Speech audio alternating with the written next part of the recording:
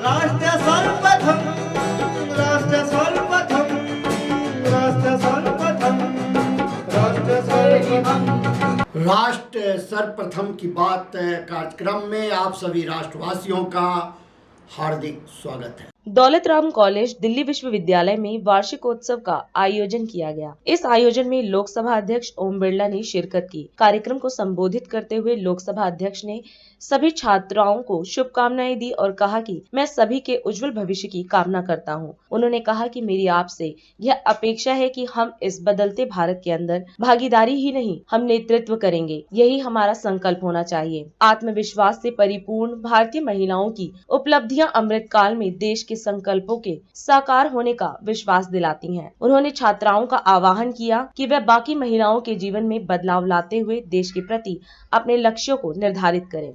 Delhi university का प्रतिष्ठित college Daulat Ram में आज आपसे मिलकर बहुत प्रसन्नता हुई। आज आपका एनुअल फंक्शन भी है और अलग अलग एकेडमिक में जिन्होंने एक्सक्लूसिव एक्सीलेंस के रूप में बेहतरीन कार्य किया है, अपने टैलेंट को बताया है, उनको सम्मानित करने का अवसर भी है। मैं उन सब छात्राओं को बहुत बहुत शुभकामनाएं देता हूं, बधाई देता हूं और सभी छात्राओं के उज्जवल भविष्य की कामना करता हूं। देश के अलग अलग राज्यों से विविध संस्कृति, विविध संस्कार, अलग अलग वेशभूषा, ये हमारी संस्कृति विचारधारा और हमारी अलग अलग संस्कृति ये हमारी ताकत है। और हम सब देखते हैं कि अलग अलग राज्यों से आने वाली छात्राएं जो ग्रामीण परिप्रेक्ष्य से भी आई हैं, शहर से भी आई हैं, जिन्होंने इस कॉलेज में एडमिशन के लिए बड़ी प्रतिस्पर्धा पास की है और अपने उज्जवल भविष्य के साथ, अपने इस लक्ष्य के साथ कि मेरा क्या योगदान इस देश के लिए हो सकता है, निश्चित रूप से आपके कंट्रीब्यूशन से, आपके सहयोग से, आपके विजन से देश को नई दिशा मिलेगी। 6 दशक से अधिक इस कॉलेज को हैं और इस 6 दशक के अंदर इस कॉलेज ने अपने एजुकेशन सिस्टम को, अपने कल्चर को, हमारी एक्टिविटीज को बहुत परिवर्तन किया है और इसी कारण से आज 5000 से ज्यादा छात्राएं अलग अलग सब्जेक्ट के अंदर यहाँ पर अध्ययन प्रशिक्षण प्राप्त कर रही है और मुझे आशा है आपके इस शिक्षण, प्रशिक्षण, सोच, नए विचारों से आपको इस कॉलेज के कैंपस के अंदर सभी राज्यों के विद्यार्थियों के साथ मिलकर एक ऐसा अनुभव होगा जो आपके जीवन के अंदर नए आयाम देगा। एक इस 75 वर्ष की लोकतंत्र की यात्रा के अंदर हम जब देखते हैं तो एक नए बदलाव को हम देख रहे हैं और उस नए बदलाव में अगर सबसे बड़ी ताकत हमारी है तो हमारी महिलाएं हैं, हमारी छात्र हैं, हमारी नौजवान हैं।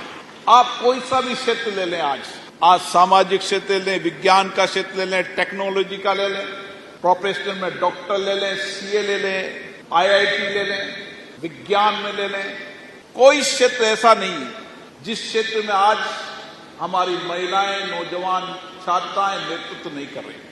और इस बदलते परिप्रेक्ष्य में जो मैं देख रहा हूं, मैं देखता हूं कि लोकसभा के अंदर जब प्रशासनिक सेवा के चुने हुए नए अधिकारी आते हैं तो उन अधिकारियों के अंदर 50% से ज्यादा महिलाएं रहती, चाहे भारतीय प्रशासनिक सेवा के अंदर हो, चाहे अन्य यूपीएससी के एग्जाम में हो, चाहे सैनिक के रूप में हो, चाहे विज्ञान टेक्नोलॉजी के रूप में हो। और उन 50% महिलाओं में ग्रामीण परिप्रेक्ष्य से भी बड़ी संख्या के अंदर हमारी महिलाएं हर सेक्टर के अंदर नेतृत्व कर रही है। संसद के अंदर जब युवा संसद होती है, वहां डिबेट के लिए प्रदेश की अलग अलग छात्र छात्राएं आती हैं, तो उसके अंदर डिबेट के अंदर देश के वर्तमान परिप्रेक्ष्य के अंदर भावी बदलते भारत के परिप्रेक्ष्य में जब अपने विचारों को रखती है तो उस युवा संसद में भी फर्स्ट, सेकंड, थर्ड के अंदर कम से कम 2 महिलाएं रहती है। और इसीलिए मेरी आपसे यही अपेक्षा है कि हम इस बदलते भारत के अंदर भागीदारी नहीं, हम नेतृत्व करेंगे।